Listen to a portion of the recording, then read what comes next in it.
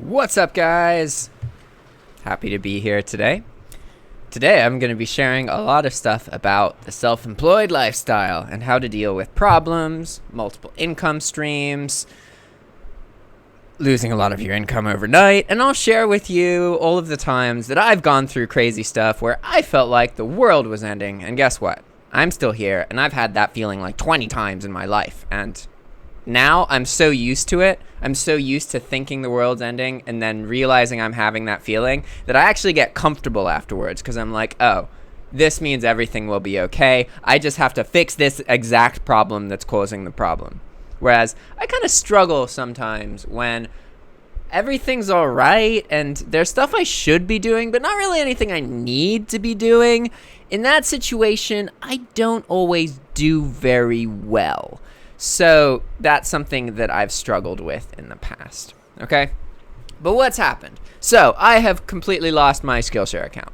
And what happened is somebody in the YouTube audience, either to help me or hurt me, faked referrals using my affiliate link. So a large number of affiliate referrals came from the same credit card information. So Skillshare banned me. And from Skillshare's perspective, kind of understandably, it doesn't matter that I didn't do it because I'm the one who financially benefits from it. So, like, I understand. It sucks, don't get me wrong, but I understand. And honestly, I would be more frustrated if I had actually done something wrong and then I lost the opportunity. But in this case, like, I lost the opportunity because of something somebody in my YouTube audience did. And I can't do anything about that. That's part of my life, right? Like, that's like when I was making dropshipping content. If I shared stuff about my store, people would copy it. And, like, I just accepted that. That's, like, what consequence of making YouTube videos. And honestly, even in this situation where I lost the focus on Skillshare, like, yeah, that sucks. But the reality is I'm just going to do something else. And I'm going to be more secure with this next thing that I do because I'm not relying on another platform, and that's the recurring theme. Okay, so what happened here is I was working on Skillshare. I was growing it. I'd gotten like $1,100 a month paycheck from Skillshare, and then there were indications that I could grow that a lot higher. And I had published 5 courses. I was working on my 6th course, and I got an email saying that my account was shut down because of these fraudulent referrals. So I talked to them more and got a little bit more information, but there's not really anything I can do about it. So yeah, I went from having something super promising, bringing a good amount of income, really worth my time, to not having that income stream anymore, overnight. And that is unfortunately kind of what happens with self-employment. It takes a long time to get to a point where you don't have to worry about things when this happens. And, like, I'm an interesting example of this because I don't have to worry, but I still do worry. Like, I still have this irrational fear that I'm going to live another person's life and I'm not going to be able to live my own life and spend my time how I want to. And that irrational fear has motivated me a lot and led me to be in the position I'm in now, where I can do anything I want. I can change my geographical location. I earn money online and through multiple income streams. So, like, yeah, I just lost something that was looking like it could earn me a lot of money. But the reality is, because of the work in the past, I still have ad revenue, I still have course income, I still have affiliate work income. So my costs of living are all taken care of by all these little different income streams. Granted, if I still lived in the United States, that wouldn't have been the case. This would have been a huge blow to me, like a huge blow. And I would have had to, like, change where I was living or move in with my mom or something. Or live with a friend, because losing like 60% of your income is significant in the States, right? Whereas in Nicaragua, like, my rent and my expenses for, like, utilities and internet is $230 a month, and that's, like, expensive for here. Like, maybe another $200 for food and other stuff that I do throughout the month, but it's really cheap. Like, I can live here happily off $500 a month. And so what that means is that I have a lot more stability. And it's easier for me to be clear-minded, because even though I did just lose this big opportunity, I still learned a crap load from it. And I got experience making courses. I now have 5 more courses that I can put on Udemy or some other platform and see how that goes. I have a lot of content that I created. Yeah, it's true that I don't get to earn the money from it, but like, honestly, as soon as I got the email saying I was banned, at first I felt confident that I could get the account back, but after like 2 days, I was like, it kind of dawned on me I wasn't going to get the account back. And so that was hard, but the 3rd or 4th day were fine, because now I understand, okay, I got to do something else. And I'd been meaning to do these things that I'm about to do, which I'll talk to you guys about and explain in a second. Let me check the live stream chat real quick, see if anyone's here. Bum, bum, bum, bum. Hey, there's 7 people. What's up, guys? So I don't have my phone right now, unfortunately, because it's dead. So my phone, I can't see the chat unless I do this, which is what you guys just saw me do, where I look at the chat like that. So I'll check that every now and then, okay? But yeah, banned on Skillshare. Can't do Skillshare anymore. And this was a big learning lesson for me, because essentially this is the 4th time that I have lost over 50% of my income overnight, right? And so it's okay, because it, like, you progress and then boom, and then you progress and then boom. And the reality is, now all my bills and stuff are still taken care of, even if I lose the thing I'm focusing on, because of the passive income I've established, right? Whereas in my past, that wasn't the case. There were points where, like, things were way more stressful, okay? And I'm going to share with you guys the 4 times that I lost like 50 or 60% of my income or more, okay? Because now it's become much easier, because every time this happens, I'm just like, well, got to do something new now, because I understand that it's not about the project you're working on now. It's about your momentum. As long as you do something every single day that makes your future better, especially if it's a project that can contribute to money in your future, you're going to be fine. No matter what happens, no matter who dies, as long as you stay alive, you stay able to use your hands and see, then you're going to be okay, as long as you're doing something every single day to make your future better. Ultimately, it's not about having the right idea. It's not about having some great successful project. It's not even about your networking and all that. That's all super important. But really what matters is you doing something every day to make your future better. You have to do that almost religiously, even if it's for just 30 minutes or an hour, every day, no matter what. And as soon as an opportunity gets taken away from you, you identify a new one and you pursue it. That's the important part. That's what defines a successful entrepreneur from somebody who's going to give up and go back to other pursuits, right? You have to be able to maintain your momentum regardless of your present circumstance, okay? And it's not easy. Trust me, it is really freaking hard. The only reason I'm able to do it well is because I've been in this situation a bunch of times. My dad died when I was a kid. I've been in some crazy situations that have really tested my emotional limits and made grow a lot as a person and made me able to be quite calm in the face of conflict and trauma, right? But so let's establish these 4 times, because you guys can learn from my mistakes, and I'll explain what I'm doing to move forward in the future and how I'm trying to prevent these overnight loss of most of my income from happening again, right? Because the reality is, I'm going to be okay. It's fine. I will move forward. I've already started other stuff. There was other stuff I probably should have been working on, and now I got to work on it. So the first time was when I fell behind on my eBay bill, right? So, okay, this is like 2 years ago, and I was a barista at Starbucks, and I started doing YouTube and drop shipping. And I was able to move to Nicaragua because I went to participate in a 2-week event, and then I got to experience the low cost of living in Nicaragua. And I was like, holy crap, what am I doing with a job in the States when I could just live here and work on whatever I want all day, because I'm already earning enough money to do that, right?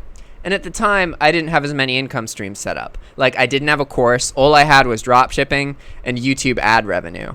And I had a habit of like spending my money that I earned from drop shipping instead of paying my eBay bill, which caused problems, right? But at the same time, me taking those risks put me in a position where I had all the information I needed to not rely on drop shipping anymore. So yeah, you may think it's irresponsible for me to have dropped $2,000 on a laptop and plane tickets to go to Nicaragua and get information instead of giving that money to eBay. But from my perspective, it was a fucking great decision. Like, I got so much out of that, and the laptop enabled me to do the online work. It was all completely necessary, right? So I did that. I went back to Nicaragua, and I quit my job at Starbucks when I got back to the States, and I was focusing on making a course about dropshipping. Because at the time, I just had dropshipping income and YouTube ad revenue income. And it was actually more back then. Because I was doing more like specific videos that grew a lot faster, so the ad revenue was better. I was getting like $350, $400 a month, whereas now my channel's bigger, but I get less money. It's kind of funny. But yeah, so I'm in Nicaragua, and I used that money on my eBay bill, right? I spent $2,000 instead of paying off my eBay bill. I paid off a laptop and plane tickets. So 2 or 3 months later, this comes up it catches up to me, right? Because on eBay, you can get pretty far behind your bill. Like, you can get multiple months behind without getting in trouble. But you do eventually get in trouble. And that happened. So I wake up one day, and this is after I went through a whole bunch of drama. I was in a foreign country. I didn't speak the language, didn't really know anybody, just had this small group of people who was helping me out, but I didn't know them. My brain was like, what the fuck is happening? I was so confused and lost and emotional and lonely. And then I wake up in this situation, in this dynamic, and I have an email saying my account's suspended and all my listings are taken down until I pay my eBay bill. And I was just like, oh, fuck. Because that was one of the things my income was coming from. But luckily, at this point, I had published the dropshipping course. So that was contributing like between $600 and $1,000 per month, which for Nicaragua is amazing. Like, okay, all of my friends here earn between $400 and $800 per month. These are local Nicaraguans with like educations and they speak English. They have information technology experience. Like, they're very educated. Okay, that's the kind of, they work full time to get $600, $700 a month. Okay, so having $500 to $1,000 passively in this country is amazing. That's like freaking awesome, right? So I was lucky in that sense because I lost all my drop shipping stuff. But the course still existed. But this started an interesting transition in my life because I was like, oh, fuck. I'm sharing drop shipping information, but I'm not drop shipping at the moment, right? So I stopped for a little bit. But I was able to pay off my eBay bill because of the course and also because I used to work for Starbucks. So I had like $2,000 in a retirement account or something, and I cashed that shit out. Like, yeah, I know you're not supposed to cash out a 401k, or you're not like never supposed to touch that money. Well, I totally touched that money and I gave it to eBay so I could start drop shipping again, right? And like, I will say I wasn't earning that much money off drop shipping. Like, I wasn't even paying attention to like my numbers. I was just using the cash flow. So there would be times where I earned money and times where I lost money, but drop shipping enabled me to be like, well, if I need like a couple $100 in my cash flow, I can just post a bunch of really expensive items and people will buy them. And then like later I do have to pay the money if I lost it, but it puts money into my cash flow and that allows me to do stuff, right? Like, say that I have a bill due tomorrow and I get paid in 3 days, I could use some drop shipping shenanigans to get the cash flow to pay for that bill, even though I technically don't have the money, but then I can pay it later. It's kind of like taking loans out on yourself. Not stable. Don't recommend it, but it's what I did, right? So that was the first time that overnight I lost a significant amount of my income. And at that point, I was in a much, much more vulnerable position. I remember that day pretty well because I also had lice. Like, I got that email. I was like, fuck, I just got suspended on eBay. That's like what I'm doing. It's what my YouTube channel's about. It's what the course is about. It's what everything's about. And now I'm suspended. And then the others were like, hey, Mary has lice. The others have lice. We need to check you and see if you have lice. And then they checked my head and I had lice. And I was just like, fuck. This sucks. I remember sitting in the chair while the girls were going through my head. And I was like, fucking eBay. And then they're like, oh my God, what's this? This is a bug. You got lice? And I was like, no! But it didn't matter. It was super easy to get rid of because I only had a couple. And like everyone had them too. It was, yeah. Anyway, that was the first time. Then the second time. The second time was a year later. And this is, keep in mind, I have an eBay course about drop shipping, right? That is, and at this point, I've gotten back into drop shipping. I scaled up a lot. Like, I got into the fucking enterprise store, which is 100,000 items per month, and it costs $3,000 per month. And I felt like that was a good decision because I already had 100,000 items posted. So I was already paying more than $3,000 in insertion fees. So it was actually making the cost of doing my business cheaper by upgrading to this enterprise store. Problem here is that enterprise store has a yearly commitment. So you pay $3,000 every month and you got to commit to pay $3,000 every month for 12 months, okay? And if you want to step away from that commitment, you have to pay like 30% of your remaining balance, okay? At $3,000 a month, that's $36,000 a year, okay? So 30% of $36,000, that's around 10 grand. I don't know about you, but I didn't just have 10 grand, right? So that wasn't an option for me. And it was supposed to be profitable. Everything was supposed to be groovy. But like 2 weeks after I made this year commitment with this enterprise store, eBay changed shit. And the strategy I was using was like only sort of viable before, but it was super unviable at that point. So I was in a commitment that I had to drop 10 grand to break or be paying $3,000 a month. And I was operating a flag drop shipping store that wasn't producing that many sales after the changes that eBay made.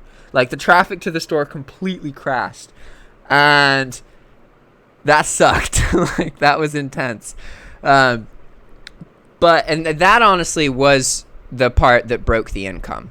I then got banned like 3 weeks later for some issues because I had an item for sale and it was eligible to be shipped to Europe. And in Europe, they had different trademark laws for that item than in the United States. So the company claimed that I was counterfeiting the item by shipping the US branded version of it into Europe. It was a product called Neurobian, by the way. And then so that did the account in. It didn't actually have to do anything with drop shipping. Like technically a physical person could have a Neurobian product available for sale and have it enabled for GSP, and they would have gotten the same trouble that I got in. So that's kind of ironic considering how shittily I was drop shipping, like just fucking bulk posting hundreds of thousands of Walmart items without doing anything to them, without changing the titles, none of the basics like you got to do this stuff. So that was intense, right? But ultimately, I was in a position where I needed my account to get banned because I was fucked. Like I had to pay $3,000 a month for this. I didn't have that money. And if I wanted to leave the contract, I had to pay over $10,000 to leave, right? And it was bad enough to the point where I talked to eBay about it multiple times. And I was like, hey, like, I know you don't like drop shipping anymore, but I've been completely honest with you guys about my growth, and I've communicated about getting an enterprise store, and I just got one, and now you guys have made these changes. I find myself in a position where I have a freaking enterprise store, the biggest store you can have on eBay, completely with drop-shipped items from Walmart and Amazon, which are now made outright against policy on your platform, even though I've been communicating with you guys throughout this whole process of building this whole store, right? And so the eBay reps were just like, well, you should try downgrading. And then I was like, oh, yeah, when I do that, it tries to charge me $10,000. And they're like, oh, yeah, that's true. Damn, that sucks. And that was the response of every freaking eBay rep. And I had a big store at the time, right? So I had access to these a dedicated support team of eBay reps, right? A merchant support team, which is available for anybody in the US with an anchor store or an enterprise store, okay? And these people, it's a team of like 160, 170 people, something like that. And they're really experienced, right? They know their stuff about eBay. They're not just outsourced eBay employees. They're eBay employees with experience and knowledge, right? And so I talked to multiple of these, and every time they were just like, oh man, you're fucked. And I was like, what do I do? I don't even know. So me getting banned on eBay at that point was actually a good thing, because it turns out that the only way to get out of paying that $10,000 fee is to get banned. So because I got banned, I was relieved of all of that, and then I just owed eBay the current balance on my bill, which is like, it was like $4,000. I've paid him like $800, so I haven't paid him in a while though. Once I moved to Nicaragua, I stopped getting phone calls, obviously, so I kind of just forgot about it. And they, surprisingly, it hasn't affected my credit yet, which is really weird, because I owe eBay like $3,000, and I haven't made any payments recently, and this happened 8 months ago, and it still hasn't affected my credit, which is weird. I was definitely expecting something to happen sooner, but I'll pay it off at some point. But eBay doesn't exactly incentivize me to pay it off. Like, what am I going to get? An account? No, I already got banned. So, like, what? I can't use my identity to do anything else on eBay. Like, I already can't use their services in any way unless I do stealth or consult people to do it in their identities, right? Which I do, so that's okay. But really, it was a good thing. Me getting banned on eBay was a good thing, because I was also, at this point, very scared, because again, this is we're only talking about the second time that I lost a significant amount of my income here. But I was starting to see how all of my income revolved around drop shipping content. And that was really scary to me, because I knew that if something happened in the industry, like with what happened with eBay, that the value of my information just drops because people aren't as interested in it, right? And that's fine if dropshipping is one of the things I'm learning from, but not if it's everything I'm earning from, right? And I want to be clear here, because this second experience I talked about how eBay made some changes. I confused it a little bit, because eBay then made changes later, which still managed to frickin' affect me, even though it wasn't selling on eBay anymore by the time these second changes happened. But the first change that I was talking about was that they implemented some kind of flagging system, and it's kind of hard to know for sure if there really is a drop shipping flag. There are automatic systems in place in eBay to reduce people's traffic if they believe that they are doing things bad for the customer experience, of which dropshipping may be one of them, right? So basically, eBay implemented a system where it pays attention to where your item location is. And if you are having a history of shipping items out from a different location than where you say, then it's going to reduce your traffic, sometimes drastically, right? So that's what happened to me, and that's what invalidated my strategy with the bulk posting, right? Because bulk posting was always really ridiculous and risky, but it was at least profitable before I tried to scale it with the enterprise store, because the enterprise store, literally all it did was reduce my costs of operation. I was already paying more than $3,000 for 100,000 listings. I was paying like 4,000 something. So technically, if everything remained the same, I should have been earning $1,000 or $2,000 more by doing that store change, because it wasn't changing anything aside from the costs of operating my business. So it may seem crazy to open an enterprise store with 100,000 items, but to a person who already had 100,000 items posted, it seemed like a very logical decision, right? The problem is that like 2 weeks after I did that, they implemented this change so that eBay is paying attention to your item location, and then that fucked me, because like all of my sales and traffic vanished. Yeah. So that was the first time that eBay made a change and it affected me. And at this point, I was actually selling. I was affected directly by it, right? And now I started to realize, okay, I got to start working on other income streams so that I'm not relying just on drop shipping information, especially because I don't want to be known as just a drop shipper. Like, drop shipping is useful, but it's fucking boring. And you're not making anybody's life better. You're charging them more money for shit they can find elsewhere on the internet.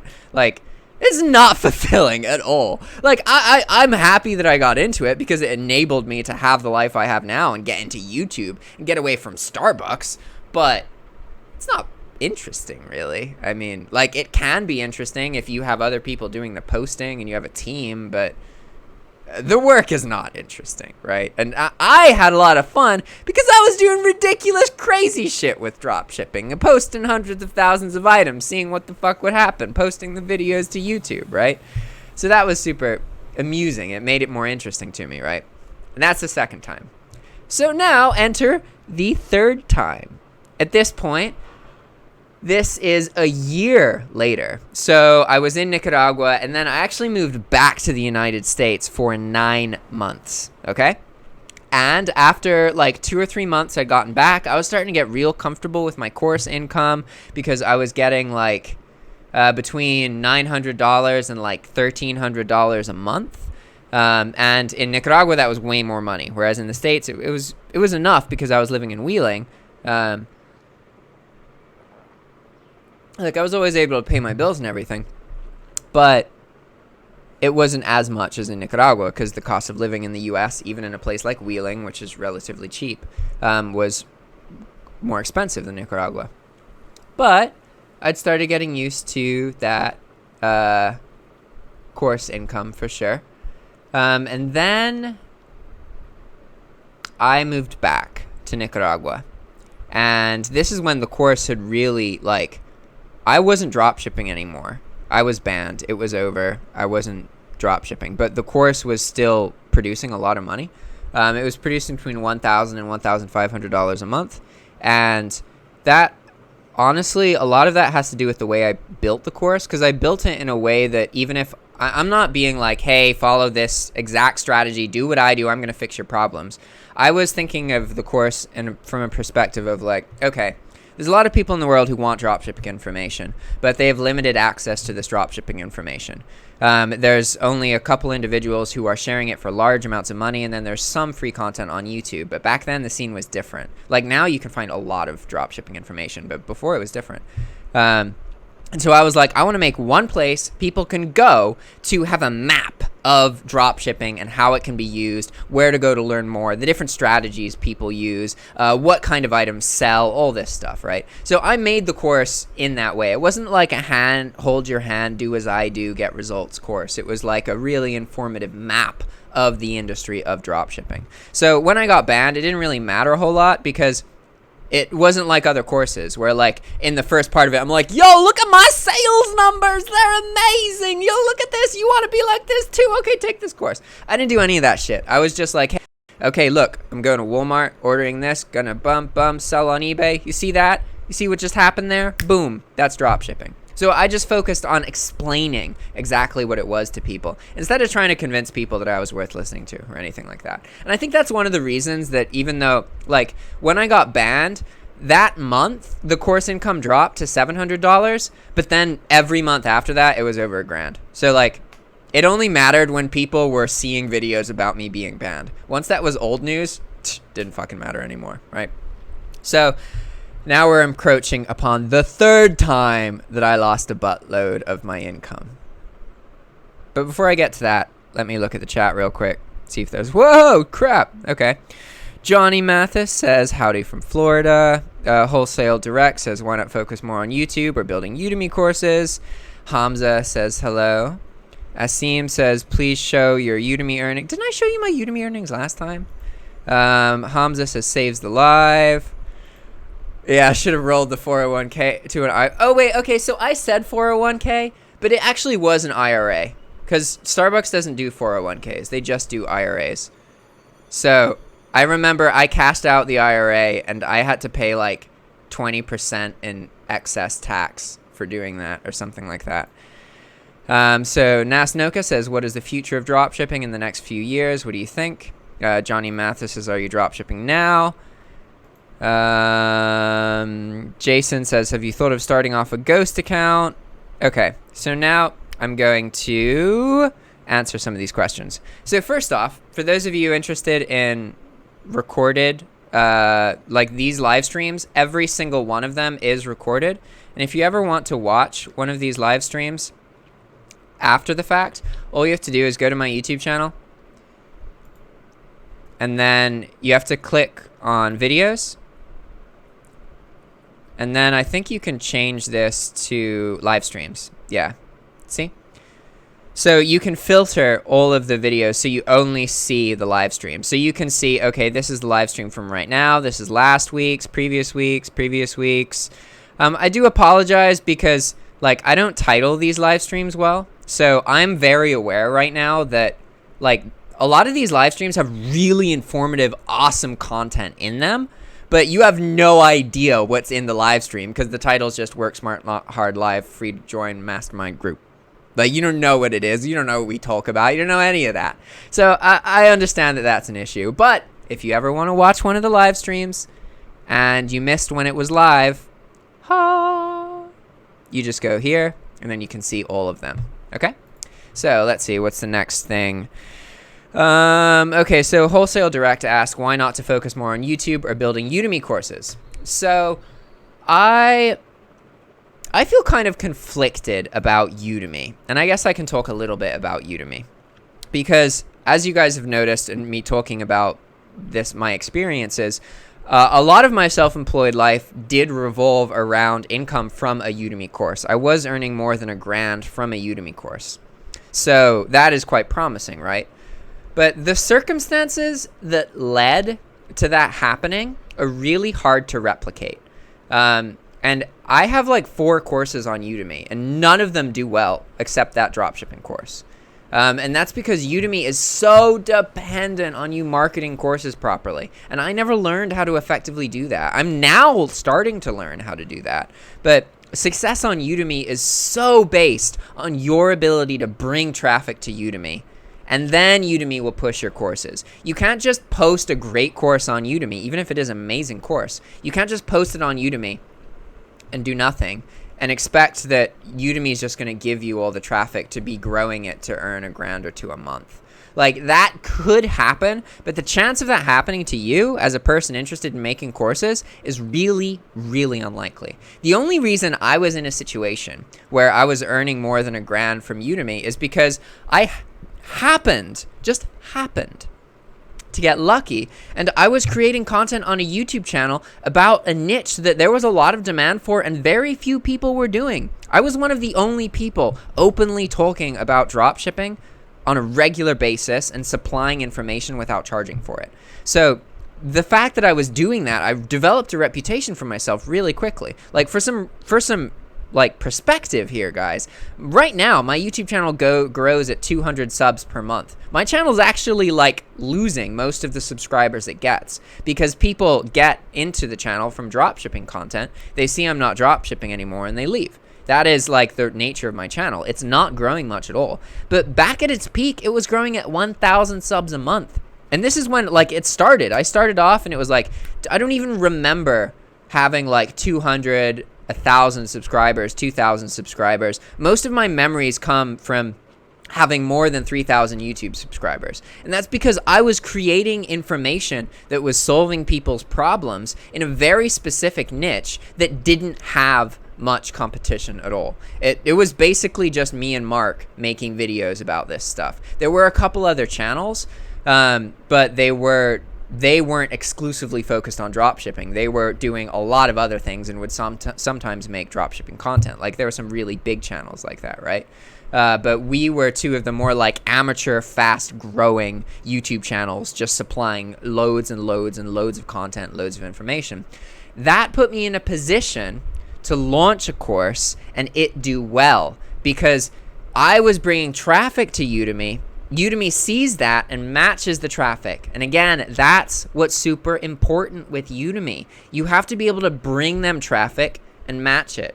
In order for me to get the same level of success on new Udemy courses, I would have to identify a specific niche that doesn't have much competition that I can provide value for, which is a huge undertaking in itself. I just got lucky with the dropshipping stuff. Seriously, just got lucky, right? And then I would have to build up interest in it with making content for like 4 or 5 months and then launch a course.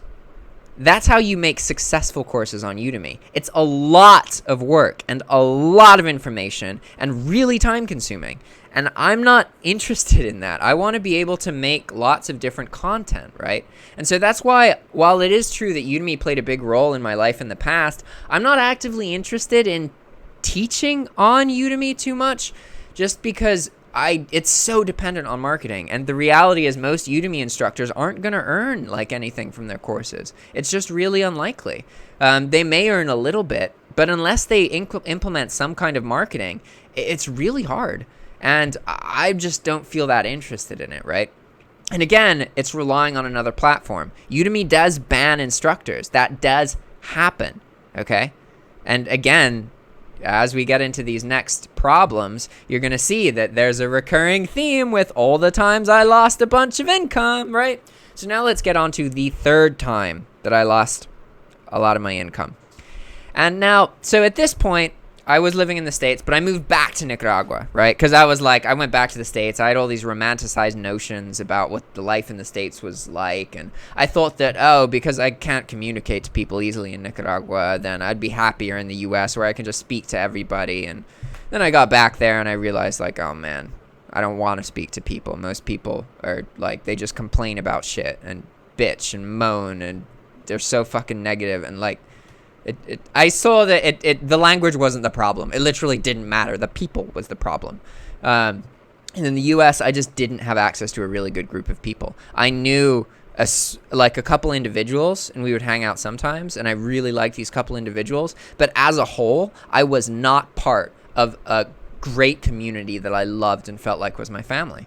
And that was a huge problem, right? So, went back to the States. And then I was actually pretty sad. I was not happy back in the States. In the beginning, yeah, for the first month or two, it was cool. But after that, I got pretty depressed. And I moved back to Nicaragua. And so once I got back in Nicaragua, like 1 or 2 months, at this point, things are looking awesome. Like super awesome, right? Because I'm back in Nicaragua. I'm working on other stuff. I'm trying to get away from drop shipping information, working on Skillshare, other courses. And my Udemy paychecks are between $1,000 and $1,500, right? Like I got a $1,600 paycheck from Udemy one of the times I was back in Nicaragua. And at this point, I don't have any other big bills. My cost of living is like $400 a month. So I was in a super awesome situation. I was able to pay off some of my debt, that kind of thing. It was great. But then eBay made a change, right? And at this point, I'm not even selling on eBay. So I thought I was safe, but no. Because eBay outright made it against their terms of use to use retail arbitrage. So as soon as that happened, my course income plummeted because public perception of dropshipping became that it's dead and you can't do it anymore, which isn't true. That's never actually true. There's always like the scene changes, you change your strategy, stay well informed, maybe change your platform, but it's always a freaking opportunity, like always, right? So it's important for you guys to understand that public perception and reality are always different. You can always count on what people are telling you. It's probably wrong. Maybe it's not completely wrong, but it's wrong in some way. Maybe 10% wrong, maybe 90%, probably closer to like 70% wrong. Most of the things you hear in public are just thoughts to enable giving up. They are negative thoughts. And people want to blame something so that they don't have to blame themselves. I didn't fail to earn money and identify a successful strategy dropshipping. eBay made it impossible to earn money dropshipping anymore. It wasn't me, it was eBay, right? That's the mentality, unfortunately. And that's always true. With the public mentality, it's pretty much always wrong, okay? Important for you guys to understand that. So you can still earn money from dropshipping, but public mentality thinks that you can't, right? So my course went from earning $1,600 a month to between $200 and $400, and that's where it is now. So that was the third time that I had something that was producing a lot of income, and it completely crashed, right? And in that case, that's when I started to be like, ooh, I'm really going to start focusing on Skillshare, right? But I was making the same mistake again without realizing it. Relying on a platform that will ban you with no fucks given, right? So that is a big problem. That's the mistake. Because now I'm okay. Everything's fine. But I've been through a lot to get to this point, right? And I will say that if I look at all the things that I did, the thing that gave me more stability than any other decision in my life was moving to Nicaragua. In the beginning, it was harder because I didn't know that many people, but now I have more friends and feelings of family in Nicaragua than I do in the United States. And money goes so much further here. If I was in the US, these situations that I'm sharing with you would have fucked me. Seriously fucked me. I would have had to change my living arrangement. There would have had to be a lot of stresses because the basic necessities of my life would have been put in jeopardy, right? However, all 4 of these situations happened to me when I was in Nicaragua. So it didn't matter. I've never been in a position here where I can't pay my rent or I need to borrow money because of that. Like, I normally have money to pay my rent a month in advance, and I pay it as soon as I get it. So there's times that like I mess up my cash flow and I don't have access to money for a week or 2. But I've always been completely fine here because of the change in my living environment. That single change caused me to be able to handle all of these other events that maybe, I don't know, if I was in the States, maybe I would have gotten a job. Maybe I would have started working for Starbucks again. Maybe I would have gone to school or something. I have no idea. But I know that now I am in the environment that is most likely to make me succeed because of that one decision. Being willing to throw myself into a foreign environment and establish a community there. That drastically changed my life because now I'm okay.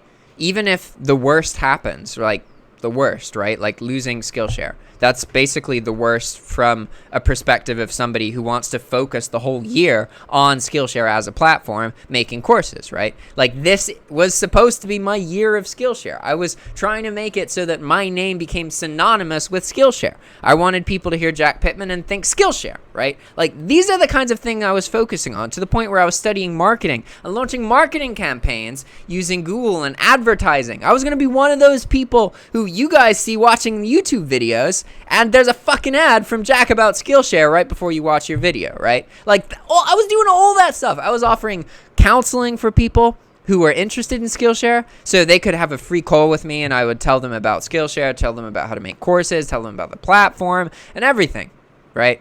I was super invested into it and gone overnight, can't do any of that. And it's okay. Like, really, that happened like a week ago and now I'm fine. Like, I was definitely emotional, but I feel much more clear-headed now, like, and I understand the mistake I was making. I was relying on these platforms too much.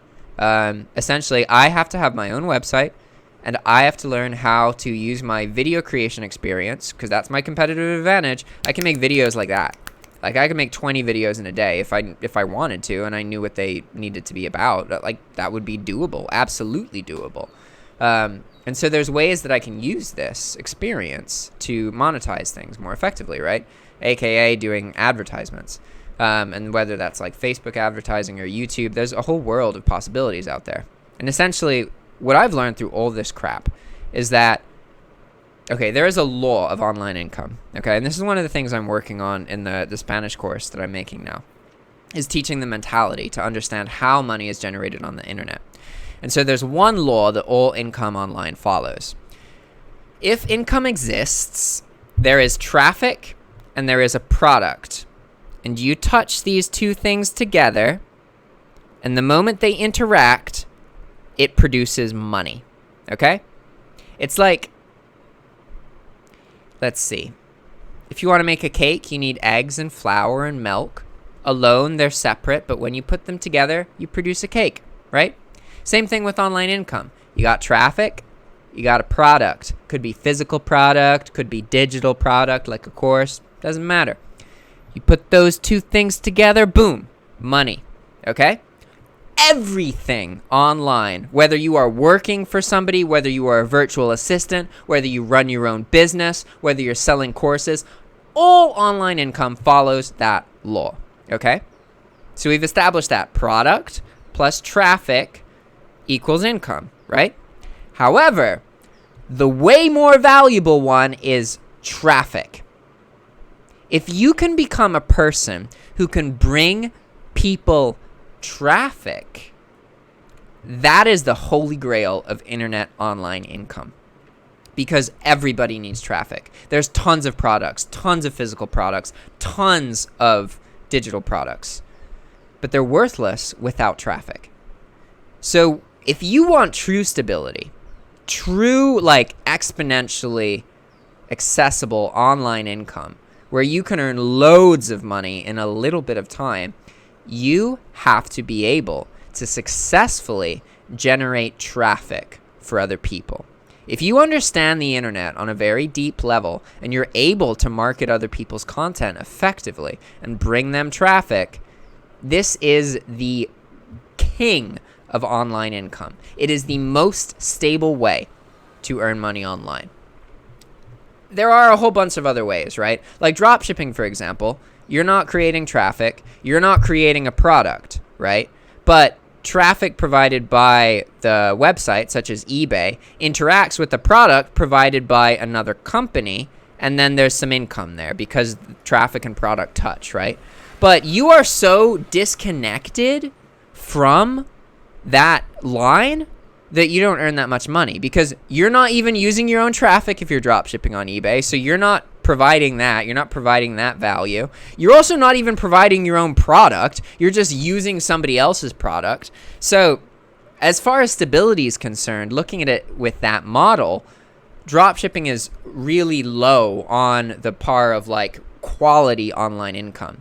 The peak of quality online income is the ability to bring traffic to other people's stuff. That is the way to really rule and be able to have basically whatever you want and earn any amount of money. Because if you want to earn loads of money, then you can learn to market really effective products where every time a product sells, you get $10,000. You know, there are ways to sell houses online. There are ways to sell real estate. There are ways to get connected with really freaking rich people and get commissions off of hundreds of $1,000 sales. Like, there are absolutely ways to earn boatloads of money if you have traffic, okay?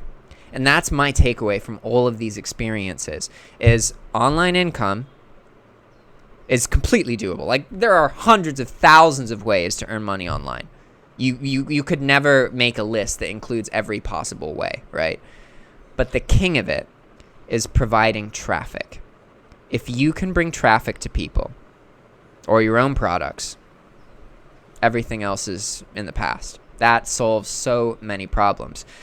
So that's what I'm focusing on now in my own life, is doing these activities that increase my awareness of traffic, right? Keeping in mind, I have a high competitive advantage because of my YouTube channel, because of my experience creating videos. I can bleed videos. It's like breathing. I don't even have to think about it. I can just sit down, press record, and boom, I can make a video super fast, right?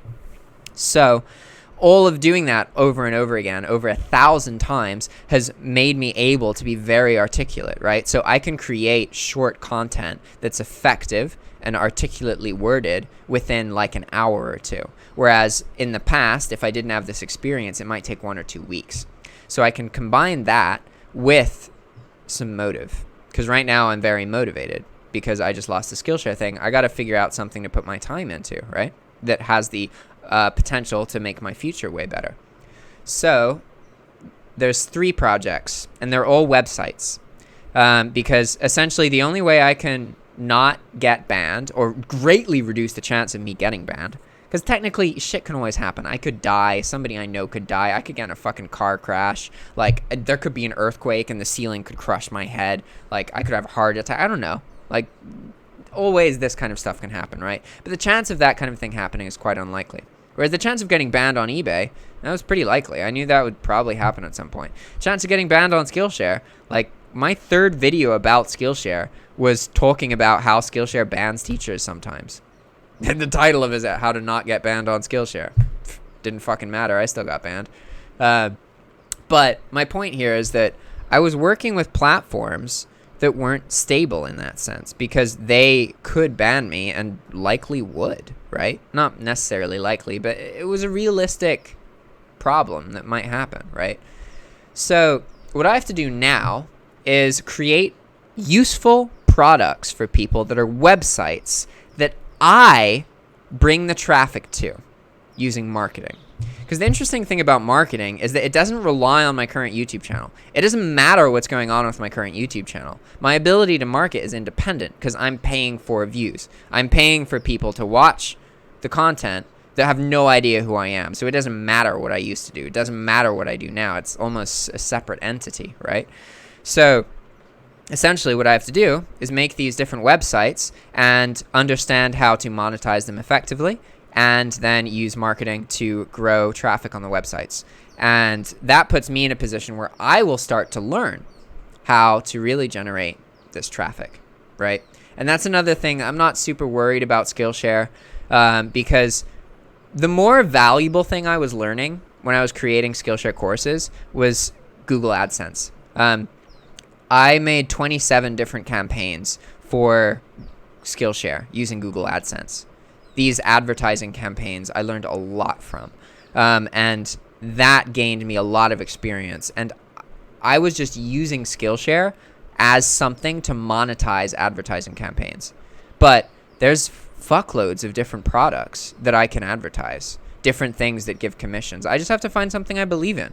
And in my head, I was telling myself, like, oh, Skillshare is the thing I believe in, but, like, there's other products in the world. I just got to find something I think is useful to people, right? And advertise it, basically.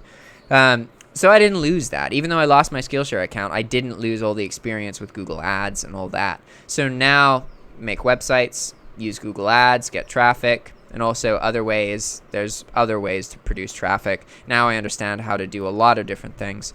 I just wasn't doing it before because I was focused on Skillshare. So now I'm banned on Skillshare, and I have no choice but to do the thing that I probably should have been doing from the very beginning, setting up my own website, right? Like, that's been a recurring theme. So I'll share quickly the 3 website ideas and the one that I'm working on right now that I know for certain is, like, my focus. And then I'll look through comments and we can talk about any questions you guys have, and then I will end the stream after that. Okay? So the first thing here, the first website, the one I'm actually working on now, is a website targeting Nicaraguans and teaching them in Spanish how they can earn money online. Nicaragua is the second poorest country in this hemisphere. There is a huge number of people here who have jobs that they don't like, or they don't have jobs and they want jobs. Okay? And everybody here speaks Spanish. Some people speak English. Those who learn English are able to find jobs in English that pay them pretty well. It's a very monetizable skill in that sense, learning English, right? But this course is in Spanish, and it's focused on teaching Spanish speakers how they can earn money online without necessarily having to learn English, okay? Because I had to do something super crazy and dramatic. I had to move to a foreign country to have this life. Nicaraguans don't have to do that. They literally just have to have online income. And I used to think, oh, you know, it's hard because they're Nicaraguan, they don't have US. Now I understand it doesn't matter. It literally every single problem has a workaround and a solution, and I've identified most of them. So all I need to do is provide this very useful information to people in a way that understands their current position, right? And a lot of Nicaraguans they're freaking out because the political situation and like finding a job is really hard. It's not an easy situation for a lot of local people here.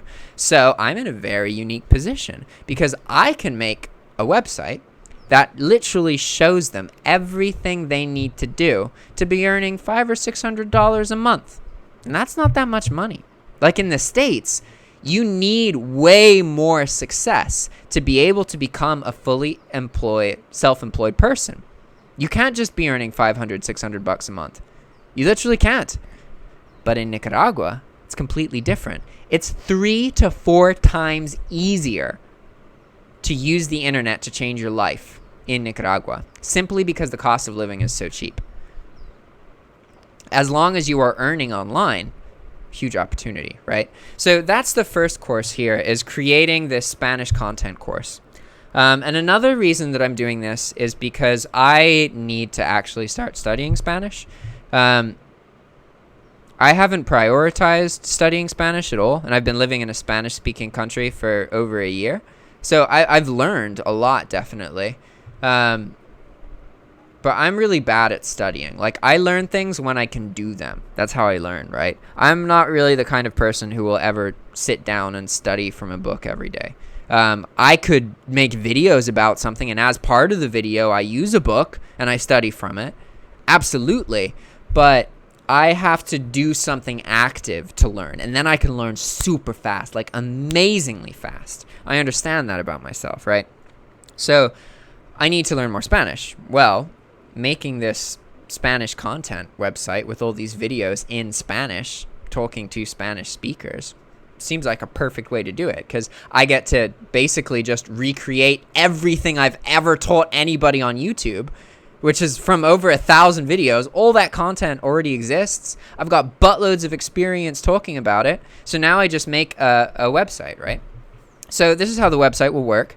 It's focused on teaching the mentality necessary for online income, how to have stability, and then also all the different income streams you can use, right? So like dropshipping is just an example, but dropshipping would be one. So is like FBA, so is selling design, so is t-shirts, so is affiliate marketing and content creation. All of this stuff is online income. Also virtual assistants. In the US, it's not really that viable to become a virtual assistant because being paid $4 an hour isn't good. But in Nicaragua, becoming a virtual assistant and earning $4 an hour, boom, you're set. That's like all the money you need, right? So it's completely different. It's a very viable income stream here. So all of this is going to go into this Spanish course. And I'm creating this course in a way where I want it to be able to spread so it can reach a whole lot of people. And typically with courses like this, you would charge a lot of money. But I'm not going to do that.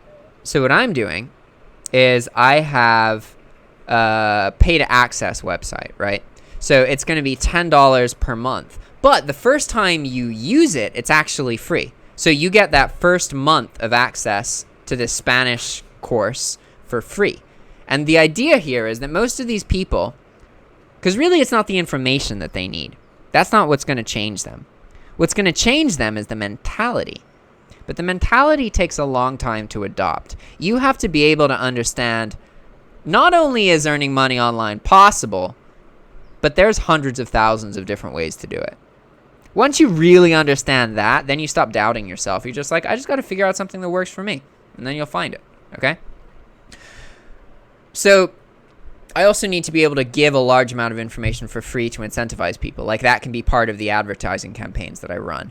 And also, advertising campaigns in Nicaragua are cheap. So this is another thing, right? So it's going to be $10 a month, but the first month is free, and then it's just specifically Spanish content. That's the first idea. Second one is a website specifically like a Jack Pitman website, where it allows you to much easily navigate all the different videos. Right now, if you want to find content on my YouTube channel, the most effective way is to type Jack Pitman in the search bar and then just search for whatever keyword you're interested in learning about. But that isn't easy, right? And there's 1,000 fucking videos, and a lot of them are like the live streams where there's a title, but you don't know what is in the video, and the answer is in the video, but you don't know it's there, and you have no way to know it's there, right? All the information is in the channel, like plenty of it, right? So a website that focuses exclusively or specifically on being able to present all these videos in a much more easy to access form is going to be really, really useful. And so that's another thing. I've been meaning to do that for a while. I need to have my own website. That's just a thing. So one part of this website would be the timeline, right? Where you can access all the videos. You can see the timeline where they were created. You can sort them by category. I'll organize them as well as I possibly can because I made all of them. So I'm in the best position to organize the videos so that the information is more accessible to you guys, right? And then I can add stuff onto this in the future. Like I can add other tabs to the website. I can add consulting services and counseling and all sorts of other stuff. But that's just basic premise. Then the third thing is a tourism website. So again, these are all like pay to access websites. So ideally like $10 a month, something like that. But the tourist one would probably be like $100 to access.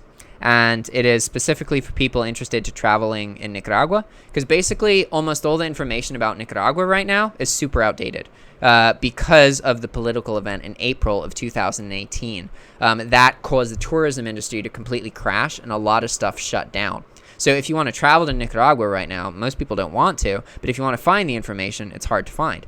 I'm in a super interesting position where I am connected directly with tourists coming into the country at a time where tourism has crashed. I'm in a position where I can bring traffic to businesses because of my YouTube channel and because I talk about Nicaragua a lot. And people trust me. They see that I'm living here. I live in the capital where all the problems are, and I'm alive, and I like do stuff, right?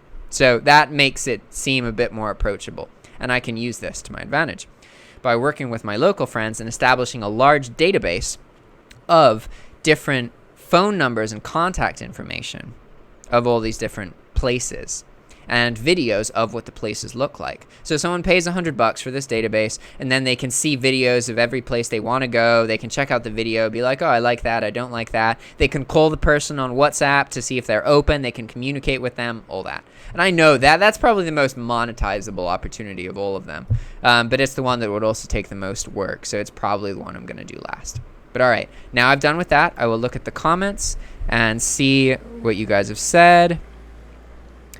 All right, let's see. Oh, my stream health's not too bad. Not too good. I apologize for that. So Jason asked if I have started about starting a ghost account. Again, I have absolutely no interest in dropshipping myself. Dropshipping is really boring. I do consulting with people, and I like show people how to create stealth accounts and that kind of thing. But like, why should I dropship when I have so many other opportunities that are way more interesting and way more lucrative? You know? Oh, Paul said hello. Hey, Paul. Paul is one of the tourists who came and visited Nicaragua.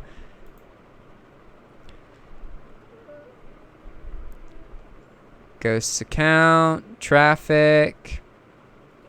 So Jesus Martinez says, if Udemy matches your traffic, start buying cheap traffic and send it through a funnel to Udemy.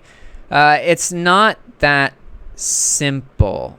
It's not just about traffic on your account. It's also about buyer retention. So you have to show Udemy that not only are people looking at your account, but they're also actively participating in the classes and watching the content. There's something on Udemy called average view duration. So that looks at, of active students, how much content do they consume. And like in my dropshipping course, it was triple the average, which is why Udemy was pushing it. So you can't just get traffic to your course and hope it just works easily, unfortunately. It's not that simple. You could, if you had really good fake traffic, maybe fake it. But again, that's grounds for Udemy to terminate your account. So that's literally the thing that Skillshare thought I was doing that I got banned for. Things I have found says, hello, what's up? And then the last question is from Gihan Pathridge. What did you do to get banned from Skillshare? Did you talk to them? Maybe give them a call, and hopefully you will be able to get the account back. Okay, so here you go. I will just share with you exactly all the communication that happened with Skillshare. Let's go to here, search. Actually, I think I can just, okay, here we go. Okay, so I've already had back and forth, and like, I'm confident I'm not getting my Skillshare account back. I talked to them. I didn't just like get banned and then I was like, oh, whatever. I reached out to them and communicated to them. Okay. So this is in response to one of the emails I sent. I was like, hey, I just got banned. Why did I get banned? Did I do something wrong on YouTube? Here's all my YouTube videos. I've always been super transparent. What did I do wrong? And then they were like, hey, Jack, thanks for your response. This is a completely separate issue from your YouTube video content. I'm writing because we noticed one of the following offenses associated to your classes: a high number of account referrals from the same IPN device. And that's it. Okay, so I was like, okay, thanks. I still think this is a mistake. I talk about Skillshare. I've been in communication. I have not worked with any other individual to artificially inflate my referrals. I have zero interest in inflating my metrics because I understand Skillshare will not work with me. They can see all this. There is no good reason to risk my opportunity with Skillshare. Like, I'm remaining positive in all this. And then I also ask about, can I get my account back without my ability to refer people so I can still have courses or at least use the platform as a student, right? Trying to work with them. And then this is the response I got. Thanks for taking the time to get back to us. I'd like to clarify a few points. First, we're not upset about your YouTube class. We explained the issue with your uploads and we appreciate the changes you made. The reason we've canceled your account is regarding disingenuous referrals. While reviewing teacher referrals, we noticed that a huge amount of referrals were made by individuals using the same credit card information to onboard to Skillshare specifically through your referral bonus. In order to maintain the safety of the platform, we're unable to share the criteria we use to internally determine fraudulent activity. Okay? So, somebody in my audience abused my referral link. This means that they were using the referral link and signing up a bunch of different email addresses and using the same credit card information. So Skillshare never got paid for that, and I got paid $10 every time they did that. So this person could have known what was going to happen, and they could have been trying to fuck me over. They could have been trying to help me by getting me paid, or they could have just been trying to give Skillshare access to like their friends and family. And so they made like 10 accounts. I don't know. And there's no way for me to prove that I didn't do it because Skillshare doesn't want to give me that opportunity. As far as Skillshare is concerned, I abused my referral bonus program. Therefore, I'm banned. C'est la vie. This is why. Got to focus on websites and generating your own traffic. All right. So I think that's pretty much it.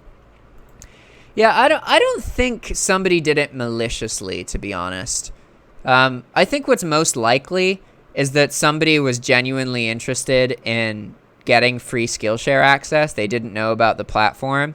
And then they were like a forum member or part of a Facebook group or something. And then they like shared fake credit card information or something and said to just use that, follow this step to sign up for free Skillshare. It's possible somebody did it purposefully to fuck me over. It's also possible somebody did it to try and help me. Who knows? I have no way of knowing. And that's it. It's over. And like I could make another Skillshare account actually. I've thought about doing that because it's like, well, but then I'd actually be going against the platform. And it probably makes more sense. Instead of just trying to make Skillshare work, I should just make my own websites. That's the like holy grail anyway. So, and it's not like I'm going to get rich suddenly off these websites. It's going to take a while, maybe a year to get everything like working and being effective and generating traffic. But it's all doable and I'll figure it out. And I'll make videos about everything. All right, guys. Thanks for watching and I'll see you next time, okay? Ciao! Oh yeah, still recording here. Bye.